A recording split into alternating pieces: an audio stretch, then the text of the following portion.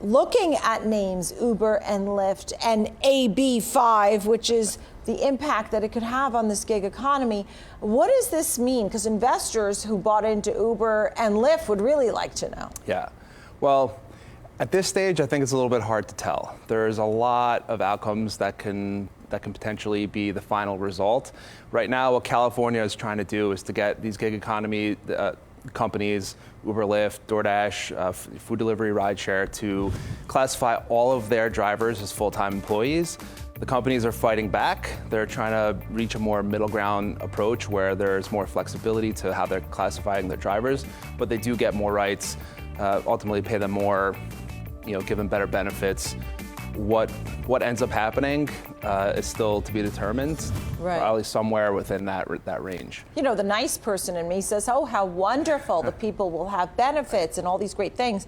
And then the business person in me says, oh my goodness, if I own this business, how will I pay all these people, and how will I have benefits for all these people, and right. How will I stay afloat? Especially companies like Uber and Lyft that don't even have a true path to profitability in the near sight. Right. I thought it was interesting. We saw some findings. 91% work less than 20 hours, and 76% of the Uber drivers work less than 10 hours? Right. Is that right? I mean, I should be an Uber driver on the weekends. Well, that's exactly what it is. And yeah. When the companies push back, that's really their biggest sticking point, is that drivers don't drive for them full time. And if they have to start classifying them as full-time employees, they're going to have to take away a lot of the flexibilities that they could offer the drivers. And that's really a big issue. And that's why they're trying to get to this more middle ground approach. They concede that we need to give better rights and better pay to the drivers, but if you stick them as full-time employees, you take away a lot of their benefits of being able to work on both platforms whenever they want.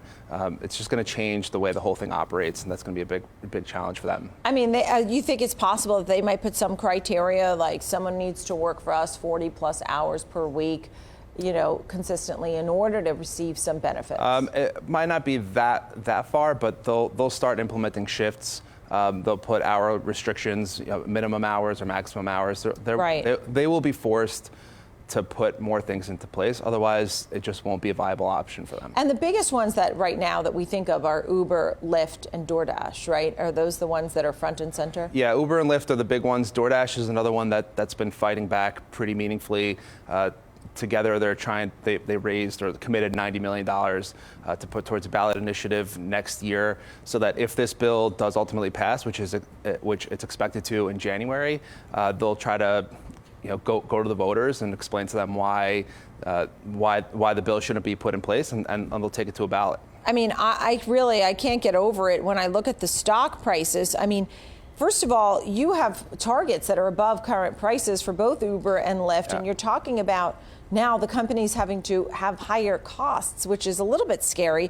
I mean, Lyft went from that high of $88 down to $37. It's higher than that now. Right. And Uber went from this high of $47 down to $28. Right. So people are already really nervous.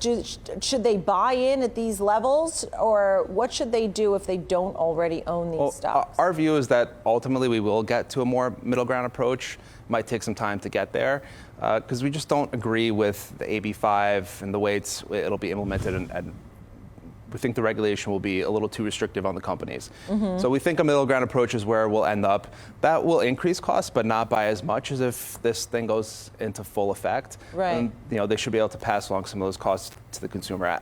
Our view is that it creates a better overall ecosystem, and that benefits drivers, it benefits consumers, and it benefits the companies, and that's a healthier position to be in. Then there's another vote late in November 2020 that I understand about new pay benefits and things like that. So it's not over. It's not over. This is going to be a long, drawn-out process. Okay.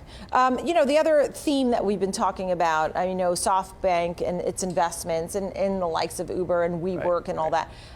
What's the theme that you're seeing when it comes to IPOs, investments, and investor appetite? The theme is that SoftBank really changed the face of private investing and the way big companies mature and these big new industries mature. They tossed a lot of capital to a lot of competing companies, basically let those companies go to war. They set their own, SoftBank kind of set its own valuations for these companies over a long period. They kept raising them. And that's changed the way these companies grow, mature. And do you have a warning for investors? Or I think you'll see that start to change. SoftBank's going to take a big hit on a lot of its investments this quarter. You're seeing the public market investors not be as accepting of these big losses, and they want to see more maturity out of these companies. Uber is starting to lay off employees, and they're starting to act more rational. I think the public market investors will ultimately push the space in that direction. And last but not least, you cover a slew of great companies: Angie's List, eBay, Etsy, GoDaddy, Grub, Shop, Yelp, Wix, Groupon. Can you give us one goodie? Give us one goodie out of your coverage. Honestly, I think Lyft is in a great position right now. They had a really strong quarter. I know you're trying to push me into a different direction, but it's actually one of my favorites. They had a great second quarter. Their results were really strong. There was weakness out of the quarter as their stock lockup expired out of the IPO. So there were a lot of sellers. There was some technical issues, but they had a really strong quarter, and I'd look for them to be one that. Just a yes or no. Are you nervous about Uber's lockup expiration coming up in November? Yes. Yeah. I mean, we'll see what happens with that.